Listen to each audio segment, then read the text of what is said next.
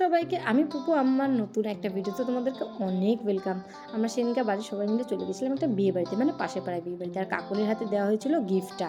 আর ওর ছেলে দেখে পাগল হয়ে যাচ্ছে, মানে মার কষ্টকে আর ছেলে দেখতে পারে। তারপরে খালি বলছে মা আমাকে দাও আমাকে দাও। তারপরে যেই ওকে একটু দেওয়া হয়েছে ও তো সেই নিজেই লটোপটো খাচ্ছে, আবার গিফটটাকে নিয়ে কী অবস্থা, সে কী অবস্থা।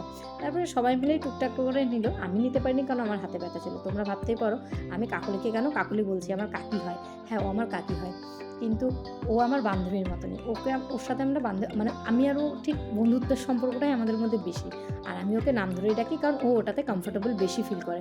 দ্যাটস ওয়াই আমি ওকে নাম ধরে ডাকি। তারপরে আমরা বিয়ে বাড়ির ভেতরে ঢুকে গেলাম, গিয়ে বউকে গিফটটা দিয়ে আমরা সোজা চলে গেছিলাম খাওয়া দাওয়ার কাউন্টারে।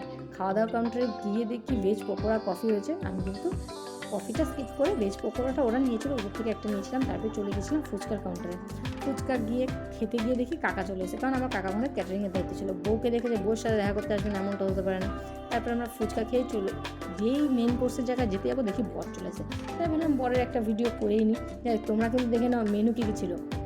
মেনুটা মোটামুটি ভালোই ছিল দেখে। তারপর দেখছি রাধাবল্লভ চলে এসেছে। রাধাবল্লভীটা দেখো এতটা ভাজা হয়ে গেছিলো, যার জন্য আমার রাধাবল্লভীতে হাত মানে ভেঙেই গেছে। তারপর রাধাবল্লভীটা বেশ টেস্টি ছিল। তারপর চলে আসলো ভাত, ডাল, চিপস। তারপরে নিয়ে নিয়েছিলাম স্যালাড, মানে স্যালাড আমাকে অল্প দিয়েছিলো, তারপর আমি চেয়ে নিয়েছিলাম। তারপর চলে এসেছিলো ফ্রাইড রাইস, চিকেন কষা। চিকেন কষাটা সব আমার পছন্দের পিসগুলো দিয়েছিলো, কারণ এই চিকেনের ডানার পিসটা কিন্তু আমি খুব ভালো খাই। আর এদিকে দেখো কাকলি একবার নিজে খাচ্ছে, একবার ছেলেকে খাওয়াচ্ছে। বোঝোই তো মা ছেলের ভালোবাসা। তারপরে আবার আমাকে দেখাচ্ছে দেখ আমারও লেগ পিস পড়েছে, ভাই দেখাচ্ছে আমারও লেগ পিস পড়েছে, আমারও কিন্তু একটা লেগ পিস পড়েছিল। তারপরে কিন্তু আমরা চাটনি পাঁপড় চলে এসছে। তারপর চলে এসেছিলো জোড়া সন্দেশ। আমি মেনলি বিয়ে বাড়িতে গেলে মিষ্টি সন্দেশ এগুলো খাই না, যেহেতু জোড়া সন্দেশ ছিল তাই আমি নিয়েছিলাম। তারপরে বাপিকে ডাকছি, বাপি তুমি আইসক্রিমগুলো নিয়ে যাও, কারণ আমি আইসক্রিম খাই না। তারপর বাপিকে আইসক্রিমটুকু দিয়ে আমরা সবাই হাঁটতে হাঁটতে বাড়ি চলে আসলাম।